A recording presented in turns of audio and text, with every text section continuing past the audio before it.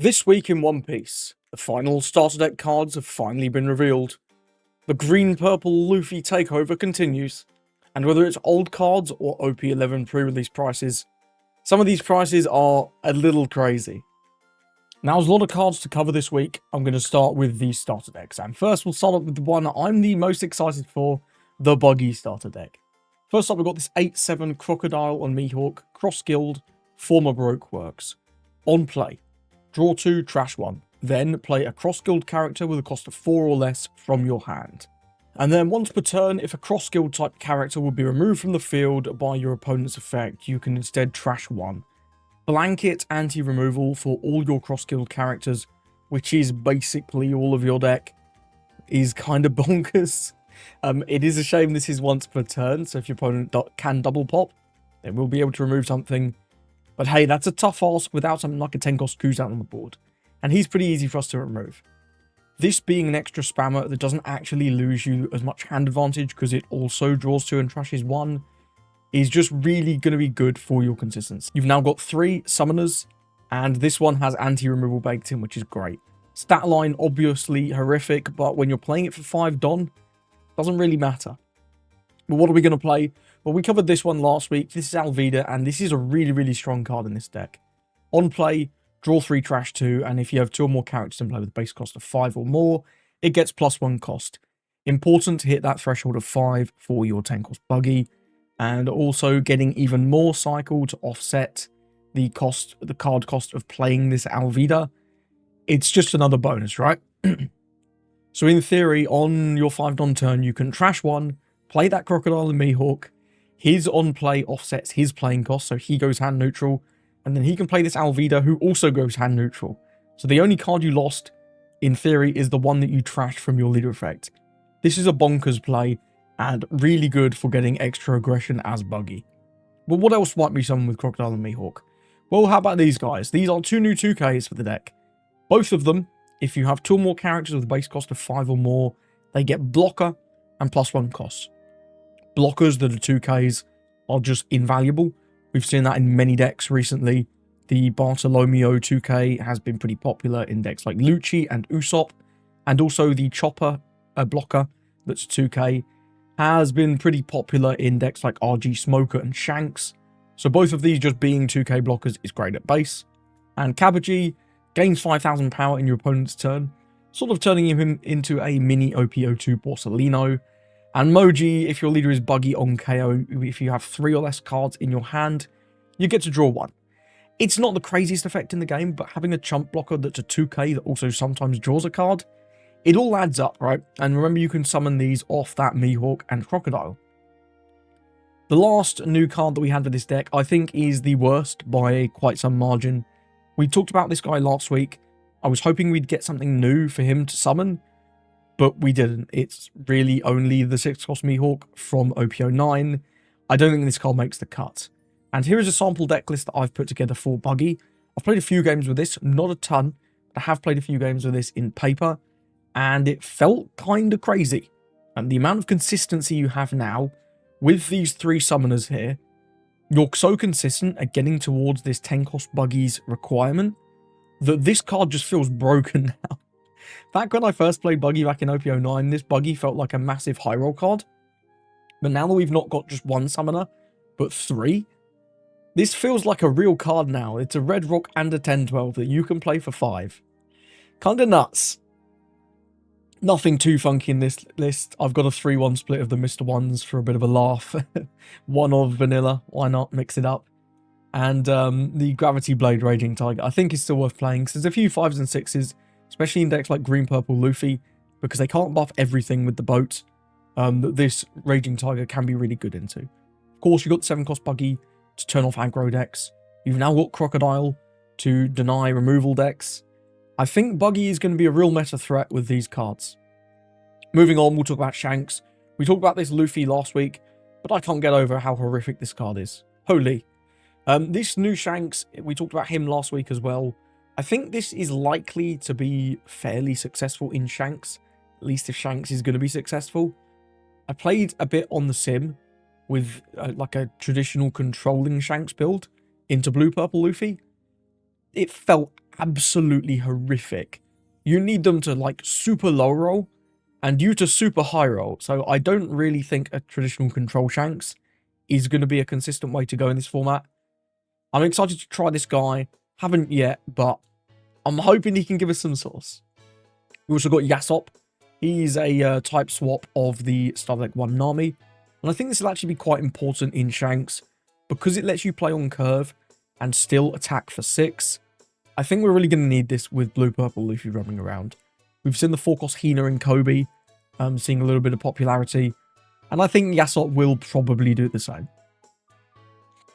Next up, we got this 451k Ben Beckman on play.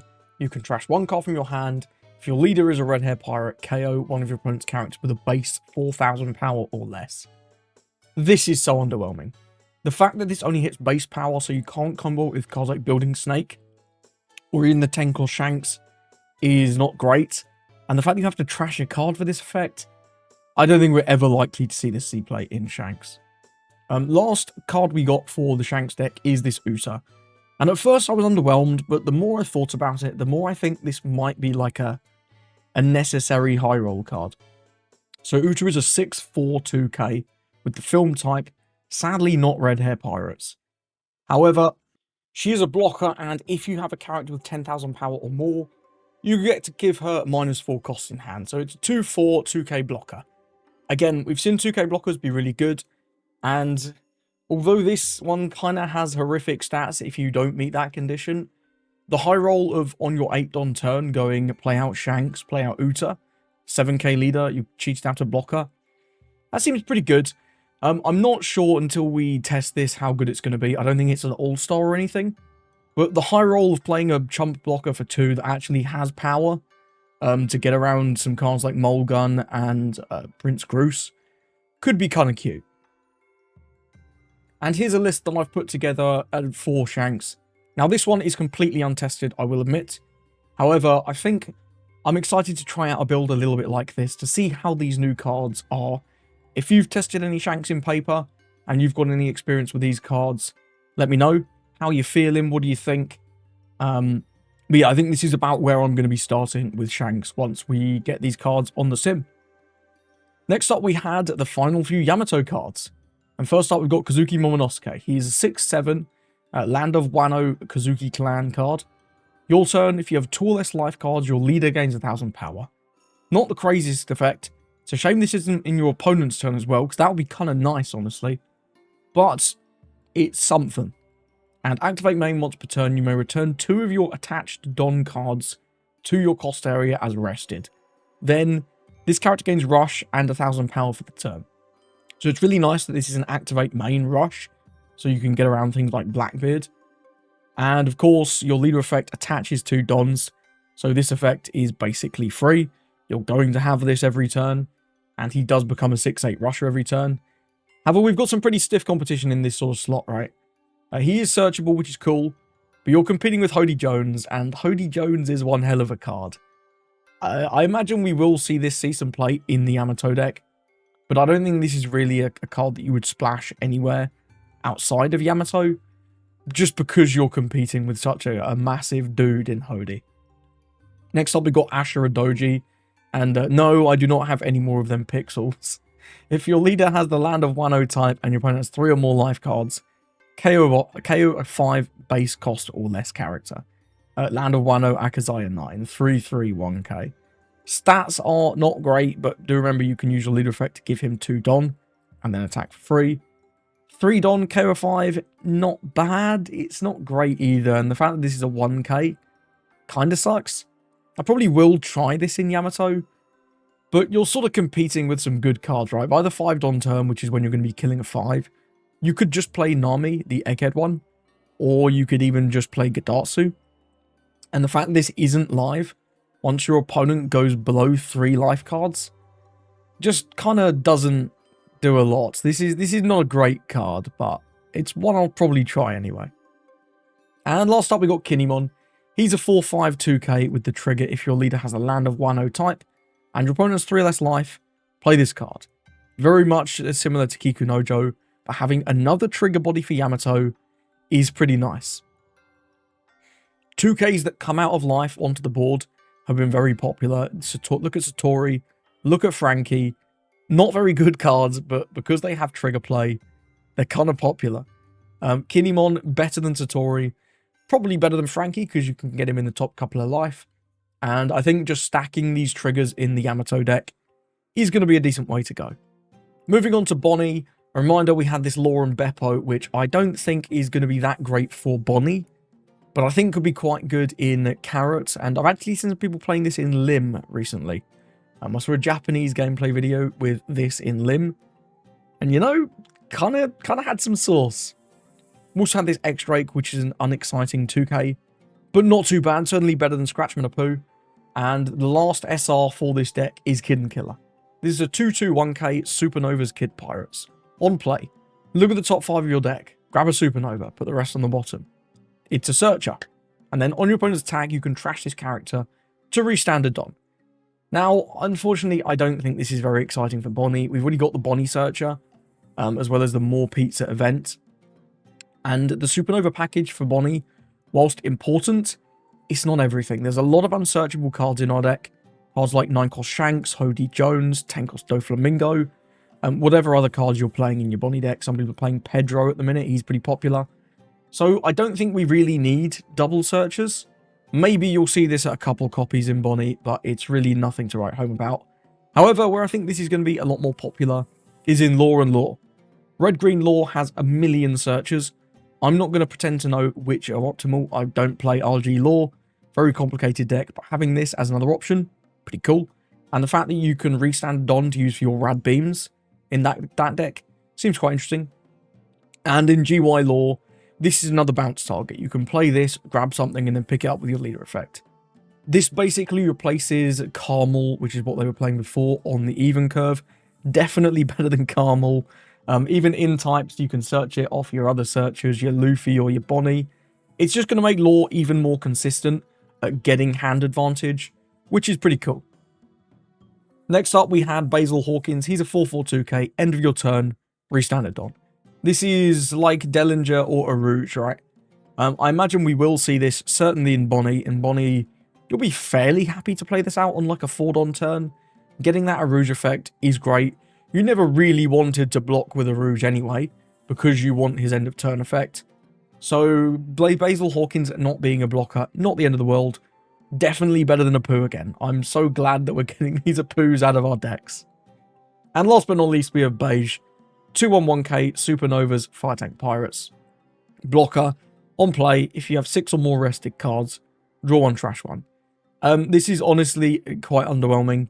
A cycle is fine, but when your competition is like Rosinante, that's a tough ask. You would probably play this over the 1-cost Beige blocker if you want more chump blockers, but you also have the Bartolomeo blocker who dodges things like Mole Gun and Prince Groose. So I'm not sure if this really makes the cut in anything, just because he sort of has a lot of overlap with Rosinante. And now we move on to OP12. So the whole of OP12 has now been revealed. We have a lot of cards to cover. A lot of them are unexciting, but I am going to mention all of them. We're going to blast through this nice and quick. So, Newgate's 5/6 Vanilla 2K. If you want another Whitebeard Pirates 2K, it's probably worse than Jozu. Probably better than Thatch, though. I'd say you would probably end up playing this in something like a Marco deck or a Newgate deck that plays Whitebeard Searchers. Shiki 8/10 Film Big Vanilla. No. 6/7 Douglas Bullet Film Pirates Fest Roger Pirates 2K. At the moment, only in RP Uta. But no, this is former Roger Pirates. So if the Roger leader in OP13 has anything to do with that, you might play him just as a big guy. Duval 5/7 Flying Fish Riders, no thank you. 1/2/1 Hatchan Fishman, former Arlong Pirates, activate main, rest this character, reveal 2 events, give 2 rested Dons. So this is like an upgrade on Nami from Star Deck 1 for Rayleigh, but does have to rest itself. Probably doesn't make the cut, but it's not that bad. Next up, we've got Ippon Matsu, 3/0/1K East Blue type, slash. If your leader has the slash attribute, and you have 6 or more rested Dons, this character cannot be rested by your opponent's effects. And he's a blocker. Decent card in Zoro, I guess, for Mirror, because they can't rest it with things like Kuina, Demonic Aura, or Hody. Also can't be rested by Sanji, but do know it can be removed by any KO, trash, etc. So, not too exciting. Zoro Mirror Tech. Kawamatsu 562k. Fishman 1-0, Akazaya 9. Don't think we play this in 1-0 because we've got a lot of good 2Ks in that already. Maybe you play this in Jinbei though, because the Fishman 2Ks do kind of suck. So if you're playing the Kami Searcher, we could consider Kawamatsu. Gyukimaru 451k slash Animal Land of Wano. If this character is active, it cannot be KO'd by your opponent's effects, but it can still be trashed, still be bounced, bot decked. Not great. When attacking, if you have 3 more attached dons, rest to 6. It's okay. This really doesn't excite me that much, but resting a blocker could be alright. It's just a little slow. Next up, Big Kinemon 6-8 Vanilla. No. 3-2 Shimotsuki Kuzaburo, 2k counter. East Blue, Shimotsuki Village, Land of Wano. On play, rest of 2. Then KO rested 1. Because we have those 2Ks coming out in that Bonnie starter deck for Zoro, by the time we get Zoro in the West, I don't think we would ever consider Shimotsuki Kuzaburo. Both the Basil Hawkins and the X-Drake seem better at base to me. Nekomamushi, 672k, Minx, Wano, Akazaya 9. Again, I don't think we're playing this in Wano, but we could play this in Carrot. Carrot only has like 1 good searchable 2k, and whilst Nekomamushi is certainly not good, he's alright. Next up, we've got Sakazuki, and this is a card I'm actually a bit more excited about. This is a 7-8 brick with the Navy type. On play, if your leader has the Navy type, draw 2. Activate main once per turn. Trash 1 card from your hand, give 1 rested Don something, and then because of Kuzan's leader effect, you're going to draw 1 back. So this is one of your best targets off of Garp. Drawing 2, it replaces both the Garp and the Sakazuki that you've played. So you've played both of them and gone hand neutral, which is kind of crazy. And then it gives you a Don and a cycle every single turn. Kuzan seems like a leader that's not doing anything too broken.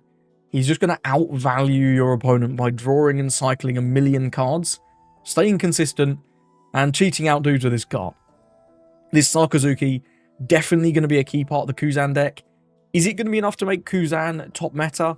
We'll just have to see, but I do think this card is one of the key pieces for the deck. 6-8 Django Vanilla is not one of the key pieces for the deck. 3-3 1k Sengoku with the Navy type, however, is another key piece. On play, you may trash 1 from your hand. Look at the top 5, reveal 2 Navy cards other than Sengoku, add them to your hand, then put the rest on the bottom. So this is like a Derashi, but you also get a cycle, and it's a character, and it has 1000 counter. For me, this is the best searcher yet printed. Going +1 in hand and also getting a cycle is just kind of nuts. Going to help your Kuzan deck be very, very consistent at getting those Garp combos out on curve. And also, not sure about this hand gesture he's making. That's an interesting one. But yeah, this card's very, very powerful. Next up, we've got a 672k Buggy. It's another target for the 4-cost Buggy, but I'm not excited about it. Jaguar Diesel, 6-7 big blocker. You could play this off the Garp, but I'm not hyped to do so. 3-3 2k Hina, one of the better Navy 2Ks we've got in blue. Activate main, you can rest this character and trash a card. Remember, you do then draw a card. Up to one of your opponent's characters with an original cost of 4 or less cannot activate blocker. So this sort of denies blockers that increase their cost. Something like the hack blocker that we'll talk about in a bit. And also blockers that cannot be KO'd or rested, like the green guy that we talked about a minute ago, or 4-cost black Borsalino. Really strong 2k, but really nothing much more than a 2k. 4-6 full body vanilla, no thank you. 4-5 Borsalino, maybe though. He's a 1k and with the Navy type. Once per turn, if this character will be removed from your opponent's effect, you may trash 1 card from your hand instead. And remember, then you will draw 1. Opponent's turn, if your leader has the Navy type, this character gains a blocker and 1000 power. It's Black Borsalino, but with a new coat of paint. That card was good back in the day. This Borsalino is strictly better because it's immune to all removal effects. I think in Kuzan, this is likely to see play. I'm not sure it's going to be as crazy as Borsalino was back then, but I think it will still be pretty decent. 1-2-1 Teach is not decent though. 7 Warlords, Black Mid Pirates. On play, if your leader is a Warlord, you can pick up a 1-cost character other than this one. It's fine, I guess. You can pick up a Sengoku. In Boa, it procs your leader effect. This really doesn't excite me though. 5/6 2k Kabaji and Moji cross guild 2k. We've just kind of got better 2ks in that buggy starter deck, so I don't see this one seeing much success. 1-cost Concasse is a bit more exciting. It's a 1-cost event with Sky Island and Straw Hat types. Activate main. If your leader is Sanji, draw a card. So you can cycle it out, and yes, you can activate this with Sanji's Don -1 effect. Counter. If you have 4 more event cards in your trash, it's a 4k. Sanji is going to have 4 more event cards in his trash pretty quick. So this is just a 1-cost 4k. We've seen Blast Breath, pretty popular recently. Rad Beam has always been a classic. So Concasse, I would not be surprised to see it maybe like 2 copies in Sanji. Also, you could play it in Nami. Nami certainly has 4 events in her trash. I'm kind of glad that she can't use this activate main, because that would be pretty obnoxious. But hey, just being a 4k for 1 is not too bad. I don't know if this will make the cut, but maybe. Next up, we've got this Sora 182k Vinsmoke Germa, but it doesn't really work with any of those leaders. Because on play, if your leader is Sanji and the number of Don in your field is equal or less than the number on your opponent's field, you ramp one as rested and then draw a card. So this is not searchable in the Sanji deck, but it is very efficient. Getting you back a Don and replacing itself in hand is genuinely a very strong effect. Will this make the cut? It depends on sort of what package we're playing, but this is a strong option. Next up, we've got this Ivankov, and for just a uncommon, this is actually surprisingly decent. 6/7 1k. If you have 4 more event cards in your trash, this character gains blocker. On KO, add an event card from your trash to hand. So obviously this is intended for Sanji. He will certainly meet that condition, and then you can get back something like a Gum Gum Giant or even one of your Searcher events in Sanji to extend your next turn to be more powerful when Ivankov blocks. He's also just a massive blocker, which is pretty good. I think this could also be experimented with in Blue Purple Luffy. Blue Purple Luffy plays out those ramp events early and is happy to counter with things like Gear Second, as well as Giant. And getting a Giant back from blocking with your dude that you cheated out off a 9-cost Sanji. It's kind of interesting, right? Reusing Giants in a deck like Blue Purple Luffy sounds scary to me. We'll see though. I'm excited to try this guy in Blue Purple Luffy. 3/5 1k Carmen East Blue Vanilla. Who is this character? 6/7 2k Krieg East Blue Krieg Pirates. Not searchable in anything. Who cares? Charlotte Pudding, however, this is a card that I'm actually quite excited about. This is intended for Sanji. It's a 1/2 1k Big Man Pirates. On play, look at the top 4 of your deck. Grab a Sanji or an event. Bottom the rest. So in Sanji, you can grab your 3/5 Sanji that gets bigger. You can grab your 2k Sanji. And you can grab some events like this. You've got the Concasse that we just talked about. The Searcher event, the Birth Burst to draw some cards, Rochette Blow to give some power down, and of course, Gum Gum Giant. However, I think there's also a case to play this in Blue Purple Luffy. We're a deck that's based all around events as well. Godthread, It's to Die For, and Gear Second. This can search all of your ramp events, which could make you more consistent in getting that triple ramp. Also searches some of your tech events, Red Rock, Raging Tiger, and also of course Giant. And not only that, it also searches your big Sanji and your 2k Sanji. Will this make the cut? I'm not sure. This deck is already quite full. There's a lot of cards you want to put in this deck. So it'll be interesting to see if we do play this. However, I think there's a really sort of meaningful argument to at least try it. Baratier is very similar. 1-cost stage, East Blue. Activate main, bottom this stage. If your leader is Sanji, look at the top 3 for just an event. Significantly worse than Pudding, doesn't have counter, only searches 3, can't search Sanji's.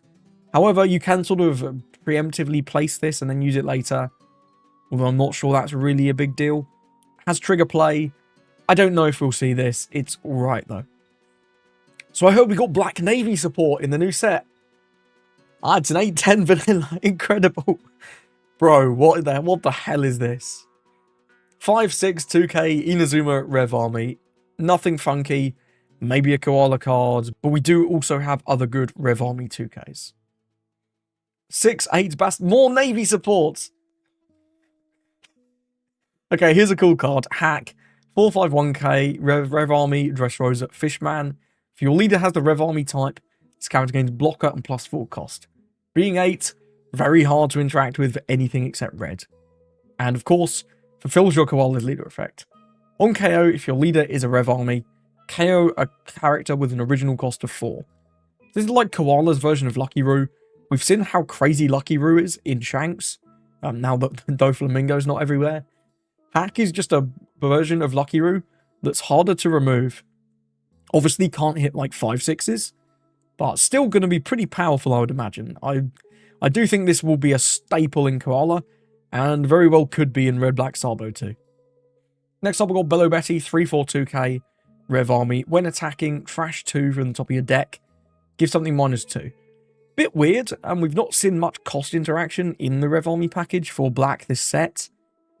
But this does do -2. I mean, it's okay. I'm not sure about this one though. Lindbergh, 4/5 1k.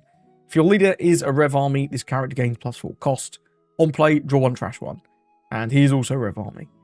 Nothing crazy, clearly intended to be a Koala card. It's a 4/5 that gives you a cycle. Maybe. We've got Hack that is like an early 8 cost. We've got Karasu, who I think is better than this. We've also got the Morley 2k, who is another one. Do we need another one? I'm not convinced, but maybe. Bonnie is a pretty cool card. She's a 3/1 1k Supernova's Bonnie Pirates. Activate main, you can rest this character. One of your Supernova leaders gains 1000 power until the end of your opponent's next turn. Then trigger, if your leader has the Supernova type, play this card. Getting this out of life, nice little freebie. And buffing your leader to 6k, also very good. In lore, remember, you can bounce this with your leader effect to pay for that. Or bounce it with 5+ blocker lore, and then play it again immediately with blocker lore. You could maybe even use this twice in one turn, which would be pretty funky, to make yourself a 7k leader. And in that way, if you just sort of pick this up, then you at least get protection for it, so you can then play it and use it again next turn. Also, could use in Kid, much less powerful because you can't pick it up, but you can restand it and turn it into a blocker. I'm not sure you'd ever want to block with this, but, you know, it's not too bad. Next up, we've got a couple of 2k vanillas that I'm actually excited about. Seto and Wiper are both Sky Island, Shandy and Warrior. Seto is also Jaya, we don't care. He's 5/6, Wiper's 6/7. Both of these can be cheated out with your Kalgara's leader effect, and also are extra targets for both the Bell Ring and that 5-cost Wiper. I imagine we will see at least one of these see play in the Kalgara deck. I haven't decided which I like better yet. I'm looking towards Wiper, but you know, Seto's not bad either. I'm excited to try Kalgara with all this new support. We've got the Kalgara character, we've got these new 2Ks, and we've got that event. It's kind of funky. Sentomaru, 4/5 1k, Egghead, Navy, Trigger, Kara 4. I don't think we ever play this in Vegapunk, and we certainly don't play this in anything else. Trafalgar Lammie is a 1/0 2k with the Flevance type. On play, your turn, one of your lore cards gains 2000 power for the turn. We've seen this kind of effect with cards like Hattori in the past. They've been okay. I think this one will be slightly better, because in lore, of course, you can pick this up and reuse it. Having another 1 cost that gets a good effect for you to reuse is what lore loves to do. However, we're reaching like a critical mass with that Bonnie. You've of course got the 1 cost Luffy, the 1 cost Bonnie, and now that 2 cost Kid and Killer. So I'm not sure how much play we'll see from Trafalgar Lammie, especially as she's not searchable. But this could be kind of cute and maybe like a 2-off for the lore deck. 6/7 1k blocker lore, Dressrosa, Supernova, Heart Pirates. Underwhelming card, but in Rosinante you can play this for 4, and a 4/7 blocker is pretty good. It's another lore that we're probably going to end up playing, and is going to increase our consistency with that deck. So, you know, it's kind of fine. We also got the original art for this Rosinante. We had the alt art revealed. I think it was the first card from this set, actually. But now we have the regular art. And honestly, I kind of like this one more. I'm not going to lie. Having lore in there, it kind of makes sense. Next up, we've got Pacifista, 4/5 1k, Biological Weapon, Egghead Navy. No effect, but trigger. KO 1, then add this to your hand. No thank you. 3/5 Vanilla Buffalo. No thank you. 2/4 Vanilla Baby 5. I thought we were done with like the 2/4 vanillas, man. These suck. Get this crap out of here. Zoro is next, 5/6 1k, Supernova's Straw Hat Crew. On KO, if your leader is a Supernova, play a 4 cost or less Supernova from your hand as rested. Trigger, KO 1, then add this to your hand. Trigger is nothing to write home about, but it's alright. But the on-KO, I think, is a really decent effect for Kid. Well, you can play Zoro out, give him blocker. You're probably not going to want to do that on the same turn. You're going to want to get at least one attack with him first. But then making him blocker, sacking him off, and playing something like a Rush Zoro or a Hawkins. Obviously, you've got to be careful that your opponent can't then just take that out, because they do come in rested. But this is not bad. I don't think it's the craziest card in the world, but I'd likely play this over like the Arouge Vanilla. But I suppose that doesn't say very much. And that's it for all the new OP12 cards. We do have one more card to cover, which is Young Girl. It's the 201k with the Shibondi Archipelago type. On play, draw one, trash one. Activate main once per turn. You can give your Nami one rested Don. Obviously, support for both Nami leaders. Both of these have effects that want them to have a rested Don. The draw one, trash one is alright. And giving blue-yellow Nami a rested Don is a great effect. We've seen 2-cost Teach be pretty popular for that, although he does give 2 at the cost of a card. And blue Nami, this effect is not that great. You don't tend to attack a lot with blue Nami. You tend to value attacking into characters over giving your opponent that life and extra resource. However, this being a draw one as well for the blue Nami, maybe we'll see Nami start attacking more, especially if you can do it for free. And in blue-yellow Nami, I think this could actually replace the Teach. The Teach's effect, whilst 2 Don is obviously great, you do lose card advantage. So I'd be excited to try this over the Teach in that deck.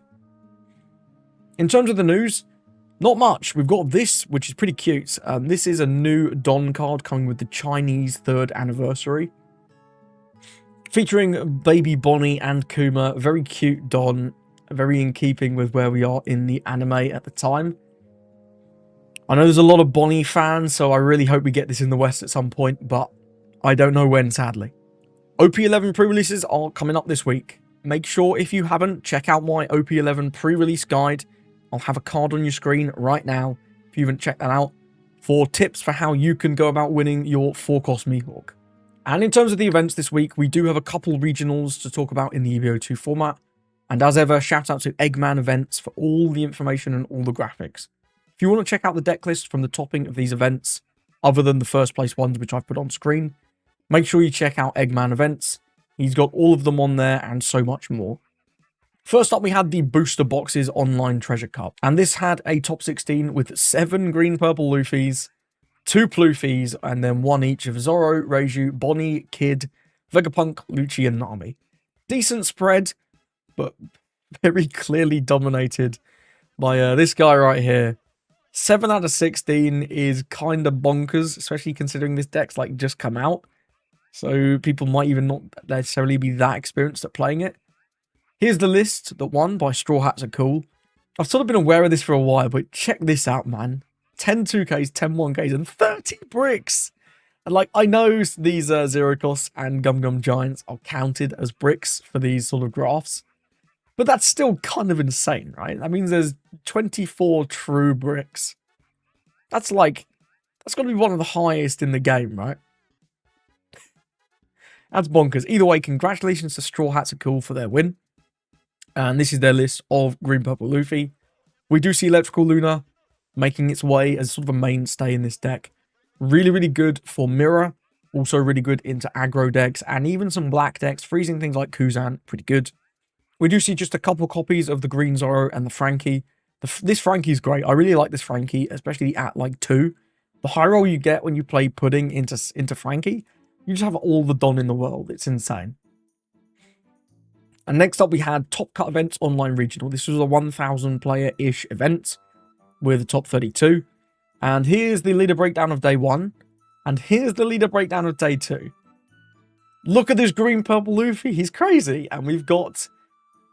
in the top 32, we have 14 green purples, 6 Lucci, 4 Teach, 2 Enel, and then 1 each of Nami, Usopp, Red Green Smoker, Bonnie, Reiju, and Shanks. And these conversion rates, don't worry, we'll get to Shanks. But the expected conversion rate was 3.1%. Green purple Luffy getting nearly double that, which is very, very good, especially for the most popular deck in the room. There were 256 green-purple Luffys. That's a quarter of the room. That's insane. And for them to go, like, above average, that's nuts. Lucci performing very well. With so many green purples in the room, it makes sense that Lucci as what I would say is the premier counter deck to green purple that also has decent matchups into other decks. I'm not surprised to see Lucci doing very well. Teach did a little bit better than I was expecting. I can't lie. I didn't think we'd see Teach do this well. The green-purple Luffy matchup is a bit dodged. Certainly winnable, but not amazing. So I didn't expect to see him sort of massively exceed expectations. But here we are. Enel actually had the best conversion rate of the top decks, although there were only 2 and only 20 players. Both Nami and Usopp we don't have the player numbers for, but that means they're at least above 5%, which is a good conversion. Red Green Smoker at 4, about what was expected. Bonnie and Shanks. Let's talk about Bonnie and Shanks. So first we'll talk about Bonnie. Bonnie underperformed by about half. Bonnie is consistently a deck that is just not that great. It's not consistent because you have so many unsearchable cards and so many bricks. And you just have a really poor matchup spread a lot of the time. You have a lot of free wins and a lot of free losses. And for me, that's why Bonnie consistently does quite poorly at these events. Occasionally, you'll see players get great matchups or pilot well and make it all the way and win events. But consistently, this deck has a lot of players and does not do very well. Shanks. Now, Shanks' last format was one of the best performing decks in the meta. Shanks this format, 130 players and 1 made top 32. Been saying for a while, I don't think Shanks is it this format. I just don't think it's the deck. Shanks was already somewhat inconsistent last set because of those unsearchables. And this set, it's just even worse. We don't have the aggression to sometimes win that way because we've got to play so many more of these controlling cards like Building Snake, Stage, Newgate. And while some of those are certainly searchable, they're also bricks and they're also combo pieces. Turning an inconsistent deck into an inconsistent combo deck, it's just not the way. Shanks has the power to win any matchup, but it just does not have the consistency, in my opinion, to do it over 9 or 10 rounds. And we've really seen this with this horrific conversion rate. I love Shanks more than most people, but I'm not playing it this format. I simply don't think it's good. I played it at Store Treasure Cup because those are a little bit different. You can high roll 3 or 4 rounds, but in these massive regional events, I would not be taking Shanks. Notable 0%, Zoro. 42 people on Zoro and none making top cut is a little crazy. You might have expected at least 1, realistically. But with all the Luccis in the room, and Shanks can be a tough matchup too, maybe they just got bullied out. Vegapunk is 36 players. It's a very hard deck to play. And also the better your opponents get at knowing what Vegapunk does, the worse Vegapunk is. It's kind of a deck that takes advantage a little bit of your opponent's inexperience in the matchup. So because it's in quite a lot of play online, I imagine a lot of people are sort of more aware of Vegapunk at this point and know how they can play their decks to best try and answer him. Bello Betty is gambling simulator. Sometimes you just win and there's nothing your opponent could do. Sometimes you just lose and there's nothing you could do. Next format though, I think Bello Betty is a lot more reliable because the best deck in the game is an incredibly favourable matchup. And also a couple of Luffy's and Lim players. Red Purple Luffy's been doing pretty well online in the Chinois Cups. It's a shame we weren't able to see it convert. And Lim, I'll be honest, I haven't played very much Lim in this format at all. I've not played against any, and I've not played as Lim very much either. So I'm not really sure how this does into Green Purple Luffy. But a shame we weren't able to see any Lim players in the top cut. And this one was won by Joshua Tan with once again Green Purple Luffy. Pretty similar list to the last deck. Does bring in 1 of the Gamma Knife to try and deal with kid decks. And an extra copy of the Zoro over the 2 Frankies. And a swap the Chopper Blocker for the Robin. Everything else exactly the same. And actually 1 more brick. So there you go. And in terms of the Chinois Cups this week, we had one that was won by Shanks, Alex VR. And like I say, Shanks is a deck that can do well over a small amount of rounds because of its inconsistencies, but strong power. It's just over those longer tournaments like regionals that I just don't think it's the move. Congratulations to Alex, and this is a pretty classic build of Control Shanks.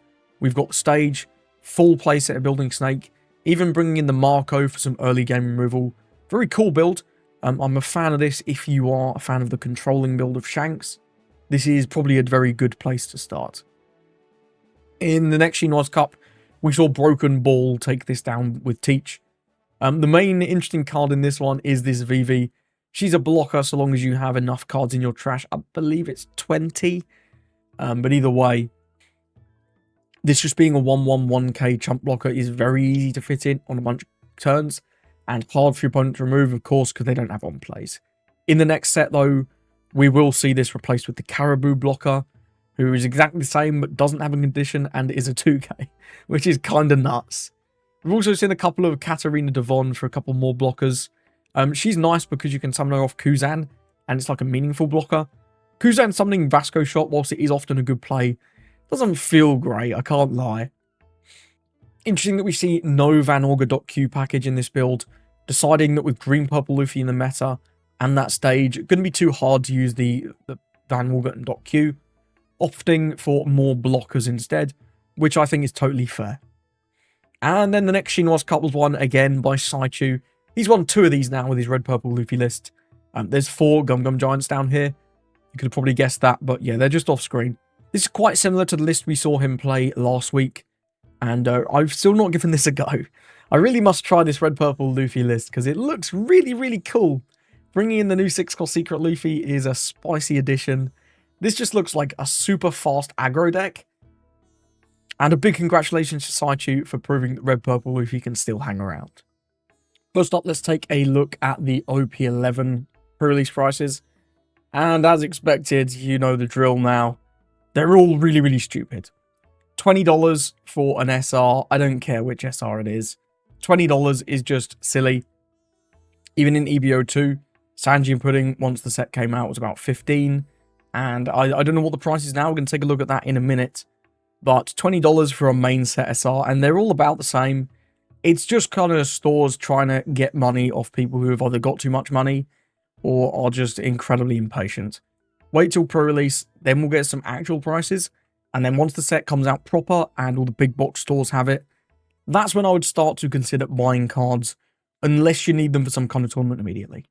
Again, some of these alts are just crazy prices, like $80 for this Katakuri. This Katakuri looks sick, but like it's not an $80 card, right? And let's take a look over in Europe, right? So these prices are much more reasonable. These are pre-release prices, and let's just take a look at Katakuri. In America, that was $20. $20 around £15. And you can buy this in Europe for around £6-7.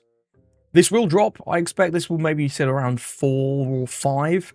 But you know what? If this was £6 for the best SR in the set, I'm not that upset about that. That's just like £1 more than buying a booster pack. So when you put it in that sort of context, it's really not too crazy. I'm interested to take a look at some of the alts here. Let me do this. Bring this out. Rarity, alternate art, and let's take a look. This is actually £23 already. Yeah, around £25. You know what? That's not that bad. One of the better alt arts in the set, £25 at pre-order prices. That's genuinely not too bad. £25. Let's do a quick conversion. GBP to USD. £25. $34. Damn, that conversion rate's changed a lot in like the last 5 months. I find it hard to keep on top of that. I mean, look at that. That's like a 10% change. That's crazy. I guess $34 is around, what, half of what it was in the States? A little under half, actually. So, yeah, really not too bad. Some of these cards as well, like Doll, if that's like £12. Zubi Mama. I definitely want to pick one of these up. But yeah, these prices really aren't too crazy. This and this, I think, are going to be the best 2 hits you can get, other than mangas and SPs and that. This Luffy will be very popular. I don't think this will be £100. However, I wouldn't be surprised to see this sit around 70. We saw Shanks and Blackbeard sit about 40. And this is considerably better than both Shanks and Blackbeard. And Luffy is a much more popular character. So I think around 70 is where we might see Luffy sit, £70. So, you know, this is only a little bit over what I'm expecting to have to pay for him. Nami, let's take a look at her. £56. It's really not that bad. What was this like in the States? Let's go to Leader. Well, the Luffy's 200. The Nami is 130, although it is out of stock. So yeah, that's, what's this? 56. Let's take a gamble. $75 compared to 130. Significantly cheaper once again. I do think Nami, whilst definitely not the most competitive leader, certainly will have a tax. I mean, you look at the price of the 03 Nami, right? And I know that one has its very popular fan base among the mill players. But it's still a Nami, so I think if you can pick this up for around £50, that's not actually that bad. That's not that bad. Some of these alts are a little overpriced. I think the Jinbei for 20 is kind of ridiculous. This card's not that good. And the Jinbei leader and the Shirohoshi leader, I think these will fall to below £20 for sure. Honesty Impact, this is a sick card, but for 70, I think that's a little over. In general, oh, this one's crazy. What's this like in America, actually? Wow, we did it. We found a card that's cheaper in America. Now, this shit looks stunning, man. This card is sick. This is probably the best of the manga events so far, although I do have a soft spot for Divine Departure. But yeah, this is a great card, right, in the blue-purple Luffy. And this is such an iconic pose from Luffy that 150 definitely a little bit crazy, but I don't think this will be in any way a cheap card. What's on page 2? Yeah, nothing too funky. The Kobe Secret Ult and the Luffy Secret Ult for as low as 30 already is great. Obviously, I think these will all fall more as the set comes out. But for pre-sale prices, a lot of these cards are actually not that bad. At least in Europe. I can't really say the same about America. That was, some of those prices are just, man, like, the fucking Katakuri are $80 and then 20 for the regular. Crazy, crazy stuff. Now let's take probably our last look at the EBO2 prices. So we have seen these fall like steadily. Luffy down to 60, was up at 70. I think this will continue to fall into the next set. Now that green-purple Luffy is not going to be the big dog anymore. Blue-purple Luffy very much coming to take that crown. Would not be surprised to see this continue to fall. And Sanji and Pudding was the other big one. This, again, this is held pretty firm at around $15 to $20 for the whole of the EBO2 format. A whole, like, 3 weeks of it. Again, I think this is another card. This will probably continue to fall as we look into the next set. And green-purple Luffy gets less popular. People are going to want to sell these to buy the new cards. So I do think we'll see quite a lot of these hit the market soon-ish. And I wouldn't be surprised to see this drop to at least $10. Taking a look at some of the other cards, all of these other SRs are quite affordable now. The Vegapunk and the Enel sitting at a little bit of value around that $7 mark. Not too bad in the end of the day. I would expect we'll see the Vegapunk drop off a little bit as we go into the next set. Enel, though, Enel's been doing quite well in set 11. So we'll just have to see on that one. These are Longs, Bonnies, Laws, and even the Yamatos and VVs, they're all very cheap. Is Sengoku really $6 though? Yeah, I mean, this has been seeing a little bit of success in mainly Smoker, but also sometimes in other Navy type decks. You've seen this in Lucci as well, sometimes. I really like this card. This is one of my favorite cards in a long time. This feels like Baby's first Moria-Rebecca combo.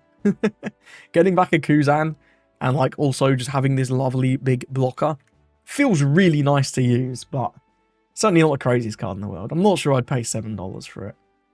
I certainly didn't for mine.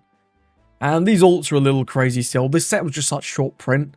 It was even worse than I realised. So I think that's the reason we're still seeing these prices. But let's take a look over in the EU. And Sanji and Pudding here is £7. What's that in USD dollars? That's just under 10. So a good $5 less than it is over in the States, which is nice. And again, I think we'll continue to see this slowly fall over the next month or so as we get into OP11 and the new hype takes over. Now let's talk about a few select cards with relation to the OP11 format. And first up, as ever, Bon Clay. This guy is still $75. This is really sad. This was at $75 last week. I didn't think this would drop, and it hasn't. Paying $300 for a playset of these absolutely sucks. But don't wait too long, because You never know. If we start getting regional results and everyone just decides this is broken, let's play this. This guy's going to get even more popular. And this is even starting to see play in other decks, like Purple Katakuri, and is also very popular in Purple Luffy now, because you've got that more ramp-focused build of Pluffy. So this guy is getting more and more important by the day. That reprint cannot come soon enough. If we take... I'm going to bring up all the prices for these in Europe as we go. I'm not going to be looking at alts. I'm not that interested in alts at the moment. This is around £35 in Europe. Steady increase. Was around 30 a month ago. Now at 35. Much more reasonable than it is in the States, but still a hefty fee. Next up, we've got Sanji. And this again is about the same as last week. This had his big jump the week before, up to 40, and has stabilized at 40. This card only really seeing play in Blue Purple Luffy, of course, but it is a staple in Blue Purple Luffy, and let's bring him up over in Europe. And he's around 22, so again, much more reasonable, but still creeping up, right? A month ago, this was below 20. Now he's trending at 24, so it's a steady increase for Sanji. And as we get into the format, this will likely increase more. Here's one that is not increasing, but I think you could consider buying now. It's a reasonable price. This was back up at like $30 back when this first came out. And now we're dropping to 13. So this card's not insane, but it is very, very good in that new Rosinante deck. And with a lot of buffs for green-yellow lore coming as well, I think this could be one that's worth just picking 4 copies up while it's a reasonable price. $14 for a secret rare. Really not that bad. Let's pull him up in Europe. Here he is. Yeah, under £10 in Europe. I think this is a buy at £10 if you don't have your playset. We could well see more green-yellow lore play with all those buffs like that Kid and Killer, the better 2Ks, and the new cards that we're getting in both OP11 with the Bedge and OP12. Having that extra searcher from that Bonnie starter deck cannot be overstated how important that is for green-yellow lore. And this could be a reasonable cop just both for that and for that Rosinante deck in the future. We don't know how powerful Rosinante is going to be, but you never know.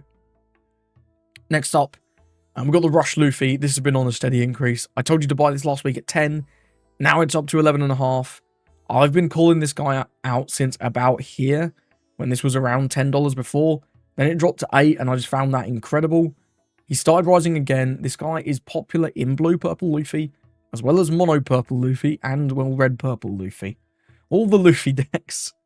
I think $11 for this is still a really good price. Let's pull him up in the EU, though. Here he is.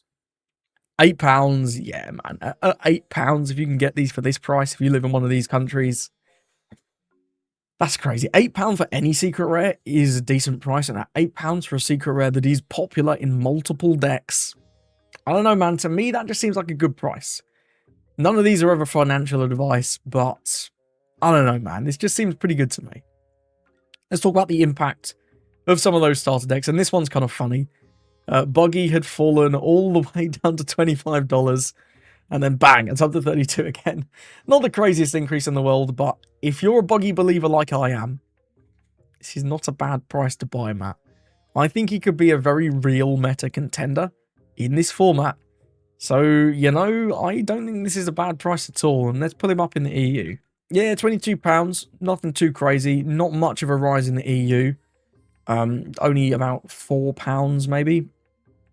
But again, I think this is a good buy if you're a Buggy believer. I know there's some people who don't think the starter deck is that good. And until we really get these cards on the sim and in regionals to start playtesting properly, we're not going to know. But I'm a believer, and if you are too, maybe you can cope with me on Buggy. Purple Black Luffy is another one. This has absolutely skyrocketed up from 35 to 60. It's now dropped a little bit back to 55. The Purple Luffy apparently has more hype than the Buggy, which personally, I think the Buggy's better, but we have tested a little bit of this Purple Black Luffy, me and the homies, and it feels pretty good. The extra, both aggression and defense, you get from that 6-cost Luffy, it's not to be overlooked, and the fact that it's a 7-cost because of your leader effect is also really, really powerful into things like 9-cost Linlin and Raging Tiger that are really good at removing 6s, but suck at removing 7s. And let's pull Luffy up in the EU for a comparison. Oh, if I can type, it makes it easier. Which one are we? Here we are, here we are. And yeah, he's around, well, the trending is 36, but you can get some of these for still 32. Even in the UK, which is somewhat rare. Often these cards are more expensive in the UK. General uptrend, we had a big uptick on one day in particular. I'm not really sure why, but here we are. He is definitely on the uptrend, but there are still some decent ones for lower prices that you can get. So if you're a believer in this Purple Black Luffy deck, this could be a decent chance to get it before the starter deck comes out and people get to playtesting. However, if this one does flop, I could see this drop down maybe back to about £25. But, you know, it's a Luffy leader and he's got the iconic Nika pose, so maybe this is a decent buy anyway. And the last card I really want to talk about is this Eustace Kid. This was all the way down at like $1.50. Now he's back up to $3. This is seeing more hype because of the success that the blue-yellow Nami deck had last week. If you haven't checked out my blue-yellow Nami video, make sure you check that out. There'll be a card on your screen about now. And this kid is a major part of that. If you're in the EU, haven't got a playset of these, and can still buy these for around £1, seems like a no-brainer. It's a very generic card, and Trashing a Life is a very generically good effect. And of course, getting that cycle as well is no laughing matter. However, I do think Kid could be one that you want to pick up if you're a blue-yellow Nami fan, or just a fan of yellow decks. So thank you for watching This Week in One Piece. So let me know in the comments which of those starter decks you're now looking forward to the most. For me, it's got to be Buggy, man. That deck was so ass when it came out. And now it feels like not ass, and I really like his playstyle. So I'm excited to give Buggy a good go. Purple Black Luffy also looks super, super fun though. So I'm really looking forward to those two personally. Thank you for watching, and I hope you have a lovely rest of your week.